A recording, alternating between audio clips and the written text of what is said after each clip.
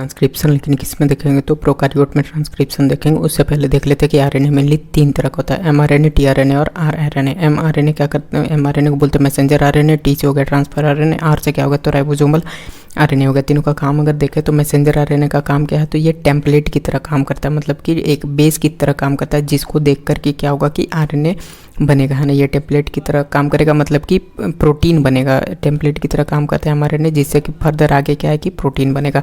TRNA क्या करता है तो ट्रांसफ़र करता है, किसका, ट्रांसपोर्टेशन का काम करता है मेनली, तो अमीनो एसिड को ये लाएगा, ढोकर लाएगा, ट्रांसपोर्टेशन करेगा। आरआरएनए की अगर बात की जाए तो ये स्ट्रक्चरल और कैटालिटिक रोल करता है, मतलब कि कैटालिसिस करता है रिएक्शन में, और स्ट्रक्चरल रोल भी प्ले करता है। आगे हम लोग देखेंगे कि प्रोकैरियोट में जो है वो यूजुअली जो एंजाइम होता है, तो यूकैरियोट में क्या होता है कि एक से ज़्यादा होता है, लेकिन प्रोकैरियोट में एक ही आरएनए पॉलीमरेज जो है वो तीनों आरएनए को, मतलब एमआरटी तीनों को ही क्या करता है कि ट्रांसक्राइब कर देता है, एक ही आरएनए पॉलीमरेज, है ना। इसको कहते हैं क्या है, नाम क्या है तो डीएनए डिपेंडेंट आरएनए पॉलीमरेज।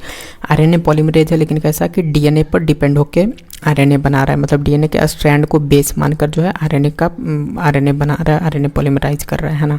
अब इसमें 3 प्रोसेस है। पहला जो है वो क्या हो गया, इनिशिएशन हो गया। पहला कौन सा हो गया, इनिशिएशन। दूसरा जो होता है वो इलोंगेशन हो गया। तीसरा टर्मिनेशन। इनिशिएशन नाम से ही पता चल रहा है कि क्या होगा, इसमें शुरुआत होगा। जो इलोंगेशन है, नाम पता चल रहा है, इलोंगेशन से क्या होगा कि इसमें मेनली ट्रांसक्राइब होगा, इलोंगेट होगा।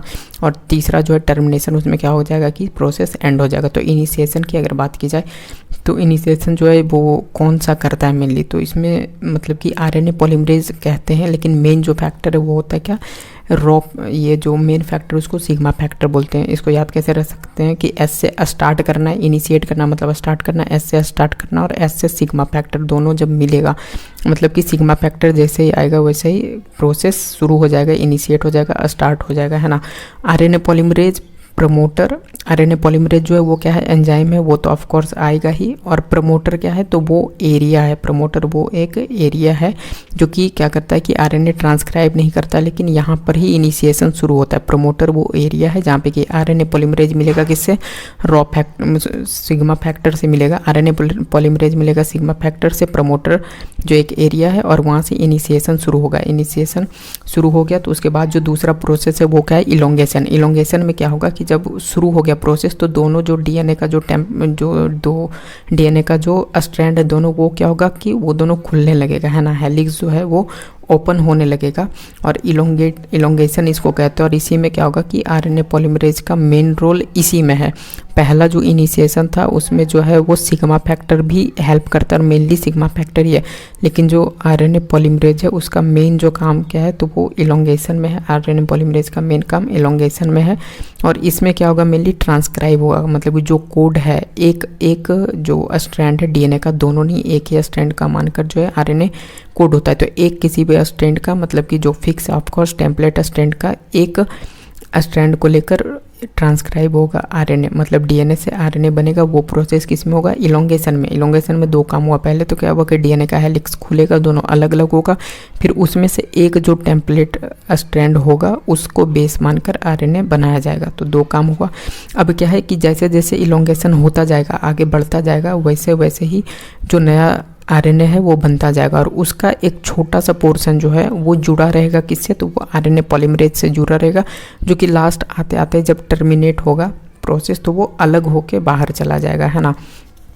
तो तीसरा प्रोसेस हम लोग देखते हैं क्या, तीसरा प्रोसेस को हम लोग क्या कहते हैं तो टर्मिनेशन कहते हैं। टर्मिनेशन में नाम से ही पता चल रहा है कि प्रोसेस एंड होगा। यहाँ क्या है कि आरएनए पॉलीमरेज जैसे ही पहुँचेगा टर्मिनेटर पे, जैसे शुरू में, मतलब कि शुरू होने में जैसे ही शुरू में एक जो ये था प्रमोटर, एक एरिया था जहाँ पे जुड़ रहा था सिग्मा फैक्टर किससे, आरएनए पॉलीमरेज से, उसी तरह टर्मिनेटर भी क्या है, एक एरिया, फिक्स एरिया है जहाँ पे कि आरएनए का ट्रांसक्रिप्शन तो नहीं हो रहा, लेकिन टर्मिनेटर वो एरिया है जहाँ पे कि आरएनए पॉलीमरेज जुड़ रहा है किससे, रॉ फैक्टर से। इसको ऐसे याद रख सकते हैं कि रोना मतलब कि एंड है, मतलब विदाई है, और वो कैसे होगा तो रो कर होगा, तो रो फैक्टर आर से, और ये रोते रोते विदाई होगा, मतलब प्रोसेस एंड होगा।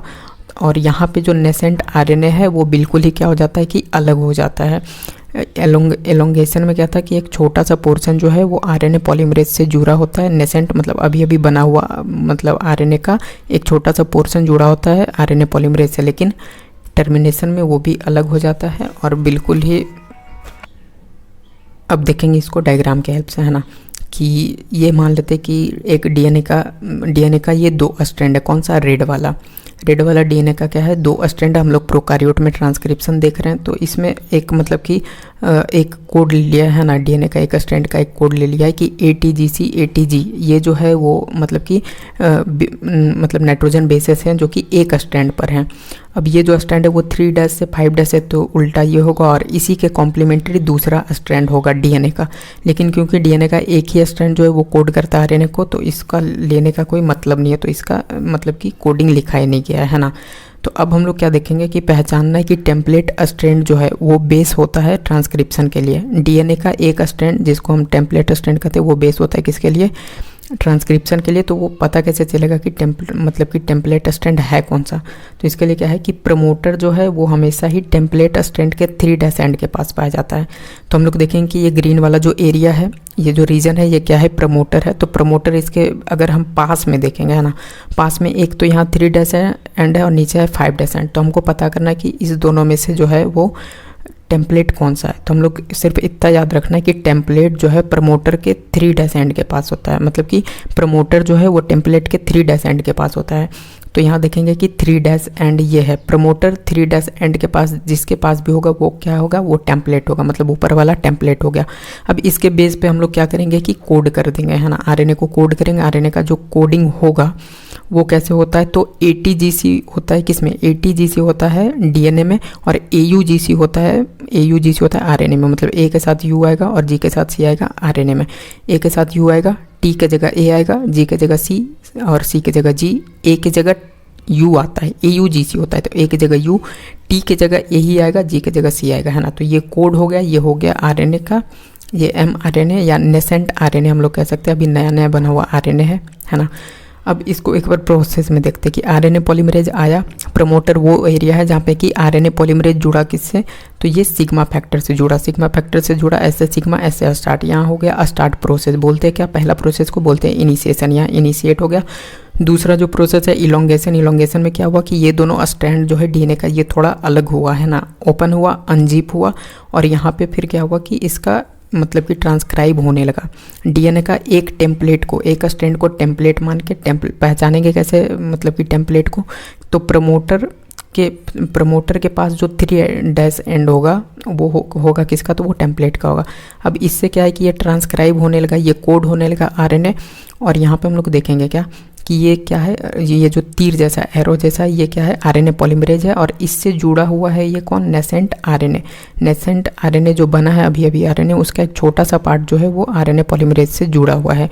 और ये जो सिग्मा फैक्टर जो कि प्रमोटर पे जुड़ा था वो कहीं बीच रास्ते में अलग हो जाता है। अब बचा क्या? तो बचा ये जो नया आरएनए बना है, वो थोड़ा सा पार्ट उसका जुड़ा है किससे? आरएनए पॉलीमरेज से। लेकिन यही जब जुड़ेगा जाकर किससे? टर्मिनेटर से। टर्मिनेटर पर जब ये पहुंचेगा तो सिग्मा तो ऑलरेडी बीच में छूट चुका है। यहाँ क्या बचेगा? तो यहाँ बचेगा आरएनए पॉलीमरेज, और वो आकर जुड़ेगा टर्मिनेटर से। आरएनए पॉलीमरेज के साथ ऑलरेडी क्या है? नया बना हुआ आरएनए का छोटा सा पार्ट, नेसेंट आरएनए का छोटा सा पार्ट उसमें जुड़ा हुआ है ना।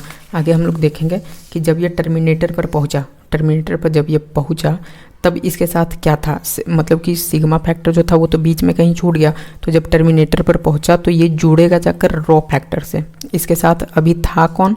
तो ये नेसेंट आरएनए जो अभी बना आरएनए है वो इससे जुड़ा हुआ था। लेकिन जैसे टर्मिनेटर से लगा जाकर, तो टर्मिनेटर पर प्रेजेंट होता है क्या? Raw factor. आर से रॉ मतलब अब क्या होगा? एंड होगा प्रोसेस। रॉ फैक्टर इसमें जैसे जुड़ेगा वैसे ये जो नेसेंट ऑक्सीजन का थोड़ा सा पार्ट इससे जुड़ा था आरएनए पॉलीमरेज से, वो टूट कर अलग हो जाएगा और ये आ जाएगा बाहर।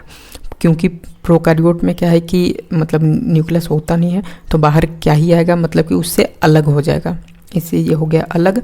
और इसमें जो रॉ फैक्टर जो जुड़ा था वो और आरएनए पॉलीमरेज मतलब एरो, वो भी अलग हो जाएगा और ये हो जाएगा अलग, है ना।